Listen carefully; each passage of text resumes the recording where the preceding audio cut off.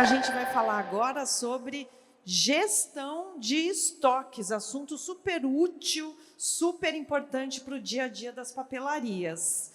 Tanto o excesso quanto a falta de produtos podem comprometer o resultado. O desafio é abastecer o negócio de forma estratégica, reduzindo erros e perdas no ponto de venda. Quem vem falar com a gente sobre esse assunto é alguém muito experiente, é o Paulo Freire, que é diretor no Atacadão MEC de Pernambuco, e ele também é presidente da ADISPA, Associação dos Distribuidores de Papelarias. O Paulo tem mais de 30 anos de experiência no setor de papelaria. Ele é graduado em administração pela Universidade Federal de Pernambuco e tem MBAs em gestão de varejo e marketing. Então, a gente tem um profissional super experiente para compartilhar sobre esse assunto aqui conosco. E a ideia é que vocês participem também. Vocês podem perguntar, aproveitar esse momento para tirar dúvidas sobre esse tema tão útil no dia a dia. Então, Paulo, vem para o nosso palco, por gentileza. Seja muito bem-vindo. Uma alegria receber você aqui com a gente na Escolar Experience, Paulo. Fique à vontade no nosso palco.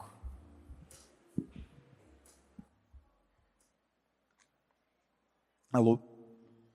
Isso aqui vai ser mais uma conversa, né? Poucas pessoas estão aqui, o horário meio ingrato, no final do horário da feira, mas a gente vai tentar bater um papo aqui, tirar algumas dúvidas que tem até para falar, que para mim esse é quando pediram para vir falar, eu falei, não, peçam um assunto aí que a gente narra, a gente consegue conversar aí sobre a parte da papelaria. E esse assunto especificamente, para mim, é o mais importante e é o maior desafio que tem para as papelarias, né? Um momento como esse agora, com juros altos, um momento como a palestra anterior estava se falando, um ano desafiador, o acerto na compra do estoque é a coisa mais importante. Se você faltar produto, em alguns momentos não é nem tão ruim, mas você deixar o estoque, um excesso de estoque, pode comprometer seu lucro e ainda mais que o lucro, né? Porque você com dinheiro parado a uns juros de 15% ao ano é uma coisa que pode dar uma atrapalhada muito grande, né? Então, assim, o que é o desafio, né? O que é a questão?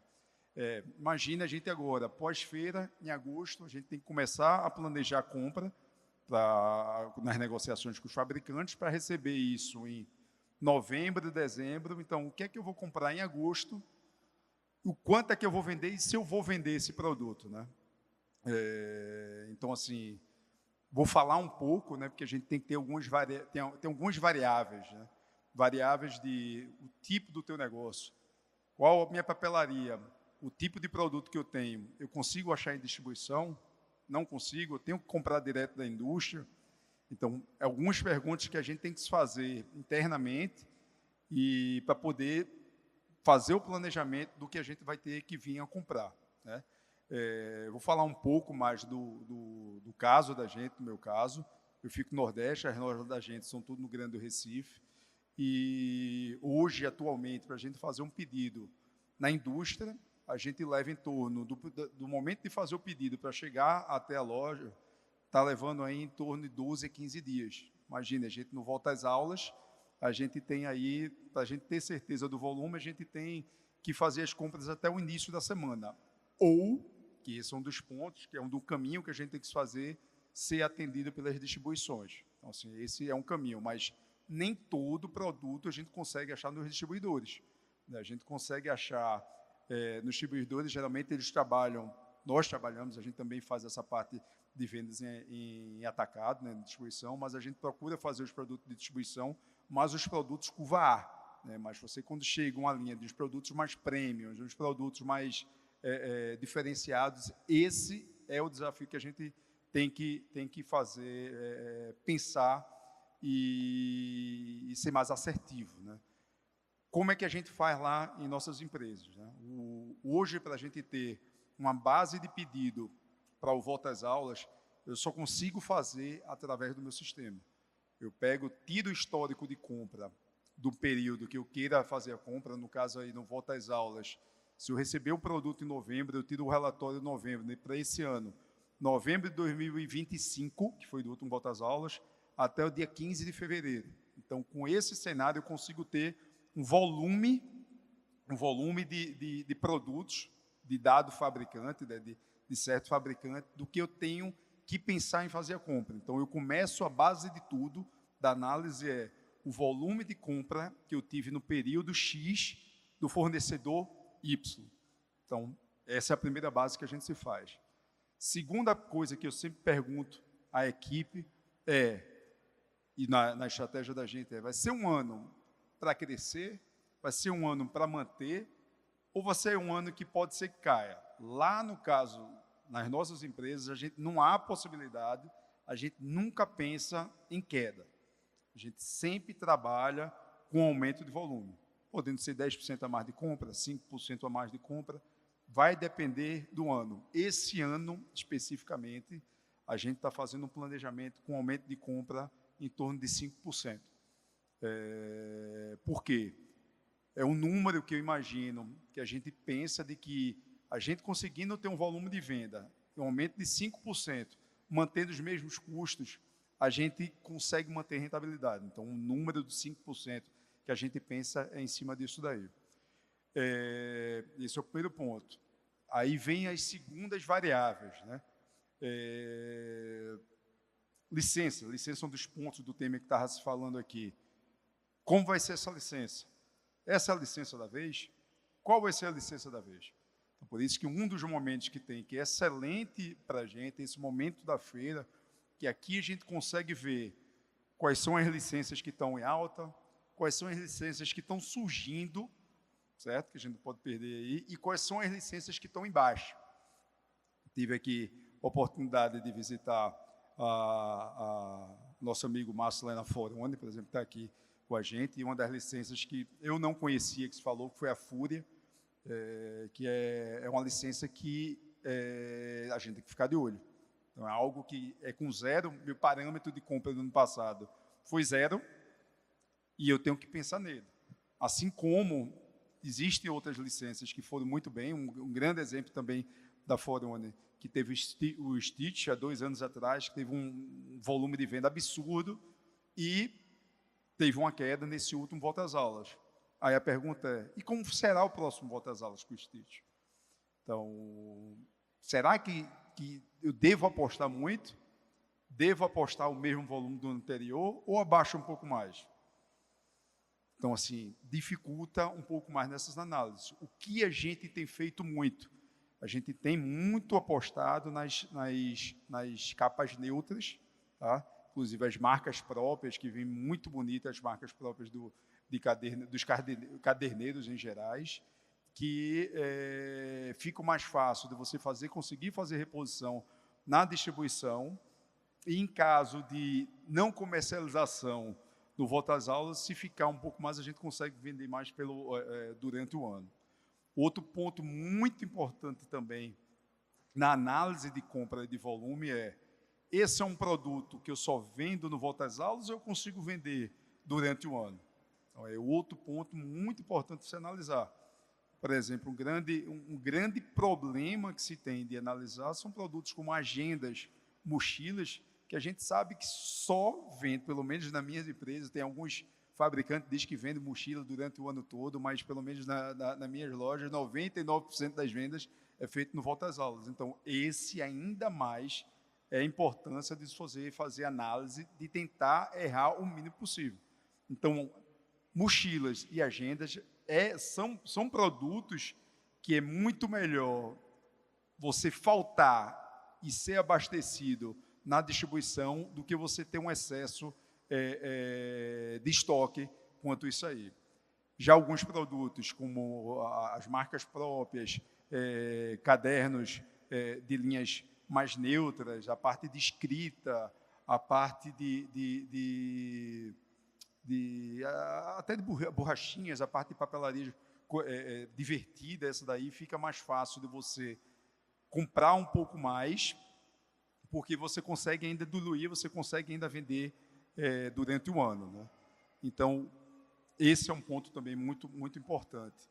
Outra questão toda, a questão eu tenho um distribuidor na minha cidade, tem distribuidor que me atende à região, quanto tempo ele consegue me atender em caso de uma possível ruptura? Então, é um ponto também essencial quanto isso aí para você poder fazer o planejamento. Se você tem distribuidores que tem um mix muito completo, que você tem distribuidores que trabalham com essa linha de produto de vocês, então, um ano complicado como é esse ano aqui, vale a pena você ser mais precavido e apostar numa reposição na distribuição do que você fazer um volume muito alto e ter essa sobra, né? Então, essa é a estratégia, eu falar um pouco mais das estratégias da gente. Um ponto essencial hoje, eu tenho ido muito à papelaria, conversado muito com amigos, e muitos estão falando, Paulo, faz alguns anos que eu não consigo ver o lucro. E uma das coisas que eu falo você tem ido olhar seu estoque, estou vendo que muitas das vezes o lucro da papelaria tem que ficar dentro do estoque, né? Erra na compra,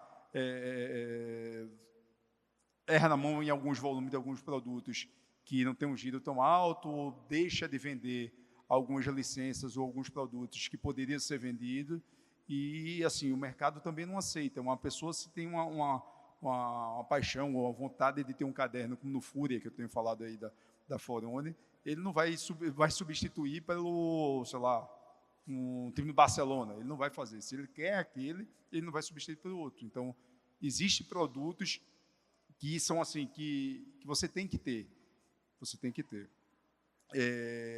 E hoje, a parte da gestão, da questão da ruptura, pelo menos no caso da gente, são 5 lojas que a gente tem, é impossível fazer a gestão sem ter um sistema. Nosso caso lá, pela distância do período de compra versus de chegada, eu tenho até o início da primeira semana de janeiro, é o meu deadline, é o meu tempo limite, que eu ainda consigo fazer pedido para vir para cá. Então, a partir da segunda semana, eu sou 100% atendido com a distribuição, por conta dessa questão de demorar. Porque não adianta a gente chegar na segunda semana de janeiro, fazendo, no nosso caso, fazer um pedido para chegar depois do início das aulas. Principalmente itens específicos de volta às aulas, como eu já disse, mochila, agenda, estojos, e algumas licenças também, que são um pouco mais complicadas, que são muito específicas da parte escolar.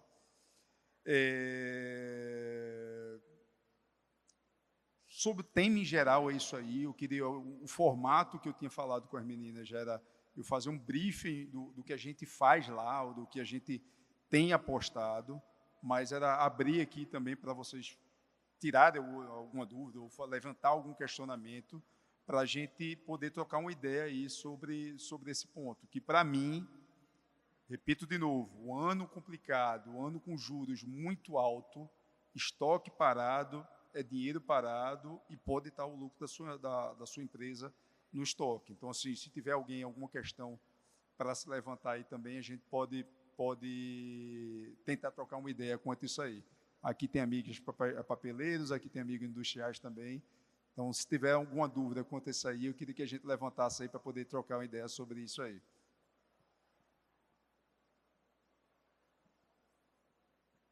Se não tiver, a gente continua falando. Então, vamos lá. Então, o assunto hoje, vou abranger um pouco mais dessa questão do equilíbrio do ideal do estoque. Eu vou um pouco mais além. O seu assertivo do que comprar, né? Porque, conversando com amigos, né, ou com outros setores, a gente tem fazenda de fruta, né, a gente tem outros negócios, e assim é muito fácil, é menos difícil quando você compra um produto que você vai usar de imediato, que você sabe a demanda. Um consultor da gente passa o produto, você vai precisar de X quilos para tal planta que vai ser utilizada e tal. Então, imagine a gente chegar agora, a gente comprando em agosto para vender em janeiro. Então, todo mundo pergunta, Paulo, e aí? Qual o volume? Qual é a licença? Não sei, é a pergunta do milhão para mim. Se a gente se acertasse, todos nós acertássemos 100% dos pedidos, a realidade seria completamente diferente. A gente tem também uma outra estratégia lá na empresa, eu me preocupo muito da questão do estoque. nossa. Eu tenho ido muito, não costumava fazer, toda vez que vou na loja, a primeira coisa que eu faço é rodar a loja e vou sempre no estoque, porque na olhada no estoque, independente de ter no sistema e olhar, é no momento que você vê a quantidade de produtos que você tem um excesso. Então, às vezes, para você ter um excesso, tem diversos pontos, inclusive erros nossos, né? A gente tenta, o grande objetivo da papelaria, a gente também é buscar aumentar a rentabilidade por produto, né? Eu hoje também, um dos pontos que tinha se perguntado com a gestão, como é que a gente faz a marcação de preço. A marcação de preço nossa, eu faço um pouco diferente com o pessoal. Paulo, tu marca quanto? 200, 250? O formato que eu faço é diferente. Eu marco o líquido, né? Então, como é que seria? A nossa loja está em Recife. A gente, quando faz uma compra de São Paulo para lá, a gente já paga 13,5% de diferença. O imposto da gente lá é de 20,5% e o ICMS. Então, a gente paga 13,5% de diferente. Existe, às vezes, produto que tem um IPI, existe produto, dependendo do perfil, do percentual de frete. Então, eu boto todas essas despesas e chego ao meu custo em casa líquido, né? Então, boto em cima do custo, é o que eu trabalho. Eu trabalho lá na minha empresa, a margem líquida mínima aceitável é 70%. A gente bota 70%, em cima, depois que bota todas as despesas, a gente bota 70%. E o que hoje eu mais procuro em cima de fornecedores são margens que eu consiga colocar a mais na empresa, né? Que eu consiga aumentar. O relatório que eu mais olho na empresa da gente é o percentual de contribuição, é a margem de lucro que eu tenho por fornecedor. Hoje eu não me preocupo só com volume de venda, não quero saber se o produto, se eu vendi R$1 milhão ou R$2 milhões no produto de um fornecedor. Eu quero saber qual é o percentual de lucro que eu estou conseguindo com aquele fornecedor, porque é em cima disso daí que eu pretendo ampliar ou diminuir o mix dele. Se é um fornecedor que me deixa uma margem de contribuição maior, eu, cada vez mais, dou mais preferência de espaço para ele e dou mais preferência de compra para eles. Então, o que ocorre também, às vezes, que eu falo do erro do estoque, é a margem que a gente acha que conseguiria vender o produto. Então, a gente bota um produto, às vezes, uma canetinha colorida, que a gente compra R$1, a gente acha que talvez possa vender a R$5, compra um volume interessante e coloca, e às vezes o produto não tem saída, não gira. Então, o estoque que está encalhado lá não foi por conta que o produto era ruim, foi a margem que a gente errou, eu brinco lá, foi a gente errou a mão do produto. Então, esse é um dos pontos também que a gente tem que se fazer, é analisar essa margem, para ajustar a margem e ver como realmente esse produto performa, né? Então, esse é um dos pontos também. Então, Paulo, se botar uma margem muito baixa, a gente vai ter um giro maior. Talvez, mas hoje em dia eu ainda procuro vender um pouco menos com rentabilidade do que estar vendendo muito, ganhando pouco. Uma coisa que meu pai sempre falava: meu filho, não troque 6 por meia dúzia não, porque não vale a pena. Quando a gente faz isso, só quem ganha é o governo, que tem um impostozinho dele que a gente tem que pagar, o fabricante, né, que gosta, alguns gostam que vende barato para ter mais volume, e nós, que precisamos do dinheiro no final do mês, é o que mais sofremos, né? Então, é um dos pontos também que a gente tem que estar analisando bastante, essa questão de rentabilidade e da margem que a gente tem que colocar no produto para não ter, para ele não ficar encalhado, né? Então, esse é o cenário geral, né, que poderia se falar aí da parte da gente. Esse acompanhamento, essa necessidade de estar vendo o estoque, essa necessidade de estar com o estoque controlado na mão, é algo que eu vejo assim que é imprescindível. A gente tem margens pequenas, as coisas ocorrem também muito rapidamente.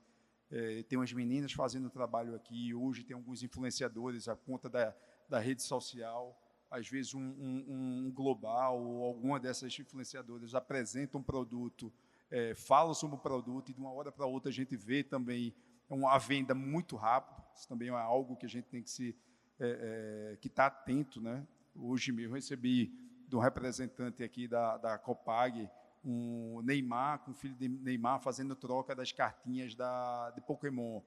Então, algo assim que ocorre, uma simples postagem deles assim, que pode de uma hora para outra gerar uma demanda muito forte na empresa, né? Então, pô, e como é que eu vou fazer isso aí? Eu fazer um pedido direto na indústria vai demorar 15 dias. Então, esse é um papel que, nas grandes cidades, principalmente, que os distribuidores ajudam bastante a não faltar, né? Então, e do mesmo jeito que a gente não pode animar, e, pô, eu cheguei lá, botei a cartinha Pokémon, na semana que Neymar postou, eu vendi 500 unidades. Quanto é que eu vou comprar? Vou continuar comprando isso, vou comprar 5.000, porque vai continuar nesse volume, do mesmo jeito que pode ir muito rápido, pode baixar muito rápido, né? Então, um termômetro também muito forte, e isso que eu vi que eu recebi aqui, um termômetro muito forte é parte dos fornecedores, né? Os fornecedores conseguem tá dizendo, conseguem estar alinhando com o pessoal a demanda, comparando com alguns concorrentes. Eu costumo perguntar muito, acho que o momento, algumas indústrias que não têm o representante, eu não gosto, eu gosto muito de conversar com o representante, que ele é um grande termômetro também do que a gente comprar para o período de volta às aulas e o volume a se comprar, né? A gente chega a um nível de alguns representantes que são mais posso dizer, corretos. Muitas das vezes que eu tentei aumentar o volume de uma coisa, o cara falou, faça o seguinte, não compre tanto isso não, compre um pouquinho menos, agora você poderia apostar mais nesse. Então, hoje, um grande termômetro também na questão do estoque são os representantes, né? Então, o resumo da questão é o que a gente vai escolher, né? Isso é o mais importante a gente decidir, o que a gente acha do cenário econômico, se vamos crescer ou diminuir, esse é outro ponto. Temos plano B, temos distribuidores locais que podem estar nos auxiliando, esse é um grande ponto também. E como é que está o nosso momento financeiro, né? Então, esse é outro ponto também de que tem que se analisar. O momento financeiro de que estamos de cada um lá. A gente lá na empresa, eu ainda prefiro estar investindo no estoque do que estar fazendo algum tipo de investimento financeiro. Apesar do momento bom de você fazer algumas aplicações financeiras, mas o investimento na sua empresa, o investimento no estoque, para que não falte o produto, para mim, eu acho que isso é o ponto essencial para nós. Eu tenho feito isso daí, a gente faz 3 anos lá na empresa, tem eu, meu irmão e meu pai, a gente tem o Prolabora da gente, a gente retira, mas faz 3 anos que a gente não retira lucro em cima disso daí, mas a gente reinveste todo o lucro dentro da empresa, seja no estoque, e itens que vendem durante o ano, seja na ambientação e mudança de loja, né? O momento que estava se falando aqui, o momento é um ano complexo, é um ano que a gente está fazendo, brinco muito com o pessoal, Paulo, o que é que você faz?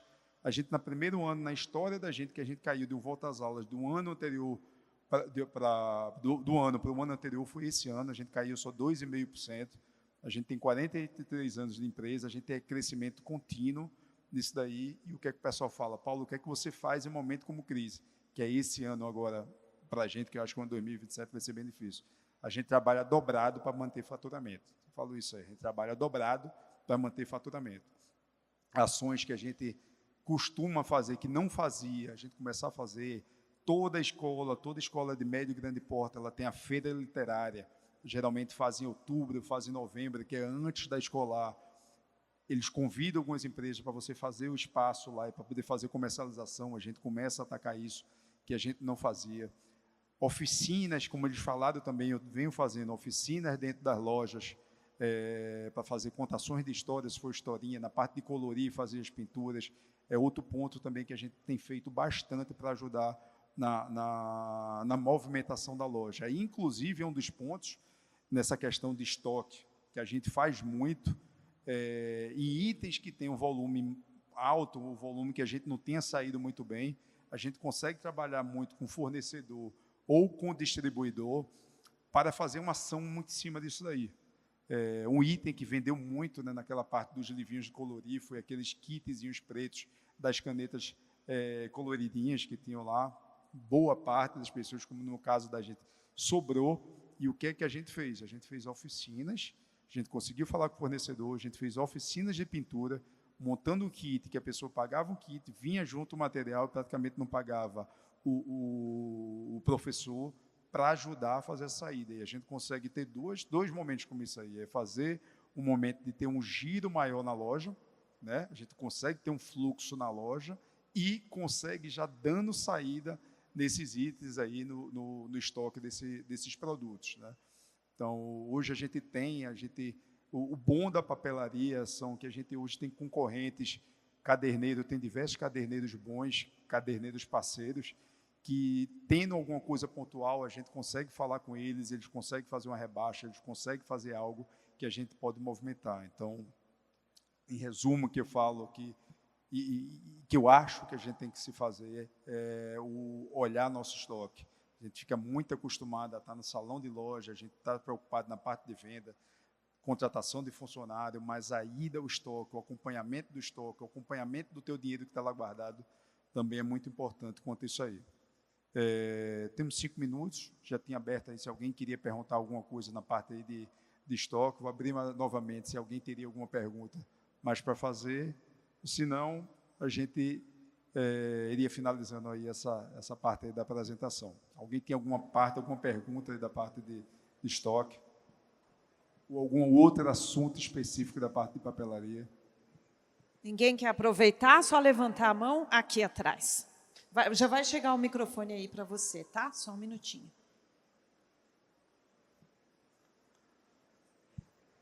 Boa tarde, Paulo. Pedro. Na questão de licenças, igual você entrou na questão do Stitch, que foi um produto muito forte que a gente trabalhou nos últimos 2 anos e deu uma reduzida. No caso da gente fazer uma mensuração para o próximo volta às aulas, de entrar com uma nova licença, igual você falou, a gente esquece a questão de volume do Stitch e tenta um novo volume ou de uma nova licença? Ou a gente partiria de um ponto zero, esqueceria o que teve de Stitch e começaria uma nova jornada com essa nova licença, no caso? É uma pergunta bem complexa, mas o que eu gosto, o que é que eu faço na minha empresa? Eu faço volume de caderno. Eu tiro um relatório, no caso lá da Forone, que é da Stitch. Quanto é que eu vendi da Forone? 2.000 unidades, 2.000 cadernos, minha base começa em cima disso aí. Se eu vendi 1.000 Stitch e mais 1.000 do outro, 100 de um, 100 de outro, 100 de outro, eu troco muita ideia, como hoje eu tive lá com o Márcio. Márcio, o que é que tu acha, qual é o teu termômetro daqui? Então, ele faz o termômetro e eu começo a fazer a brincadeira. Se era 1.000 de Stitch, qual é a perspectiva? O fabricante, às vezes, existe fabricantes e fabricantes, né? Ano passado, o meu grande desafio do Stitch era qual é a queda? A pergunta é, qual é a queda? Tinha fabricante que vendia Stitch e disse, vai permanecer. Eu falei, nesse não dá para acreditar. A outro diz, é 30% a menos. O outro é 50% a menos. Aí é tentar ver, conversar com cada um deles para sentir o que é. Vai ter que ter teu feeling. Outra dica que eu uso, que eu tenho gostado muito de fazer, é o ChatGPT. Você tem falado, você consegue fazer, ele provoca muito aí, usar. Eu vendi muito ano passado de Stitch, o Stitch já não está tanto.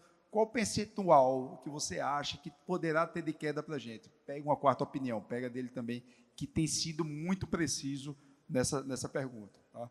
Aí você vai ter a unidade, aí no caso, você pergunta o que é que eu distribuo para as outras licenças. Aí vai ter que ser muito no teu feeling também. Ele lá no caso, falando de novo da Forone aqui, ele veio com a PUC. A PUC é uma licença que tinha vendido muito há um tempo atrás, parou e volta. O que é que eu pretendo fazer? Tira um percentualzinho do Stitch, que é dos 30%, aposto um que ele já está me dizendo, pelo menos aí uns 10%, 20% talvez dessa daí do outro. Então eu redistribuo esse volume de queda para outras marcas. Ou ficar atento também a outros caderneiros ou outras marcas que podem vir com a licença. Uma licença mesmo que está vindo agora bem forte, que eu não conhecia, não acreditava, é Como é daquela menina da... Tá na Tilibra, ela, rosa, alguma coisa rosa. Hã? Vic, pronto, Vic. É algo que eu tinha parâmetro zero, no ano passado não vendi nenhum caderno deles, e é algo que vai vir lá. Às vezes sai de um até um outro fabricante, que pede esse percentual, eu pego aquele volume e jogo para ele. Entendeu? Então, assim, eu pego, redistribuo esse volume. Eu não posso trabalhar com volume menor de caderno do que eu comprei do ano anterior. Eu tenho que crescer. Mais alguém, gente? Mais alguém aqui, gente? Mais uma última pergunta, não? Não, então fechamos, né, Paulo? Muito bom ouvir você contar com toda a sua experiência no Atacadão MEC. Muito legal ter você aqui na nossa programação. Eu peço aplausos para o nosso convidado.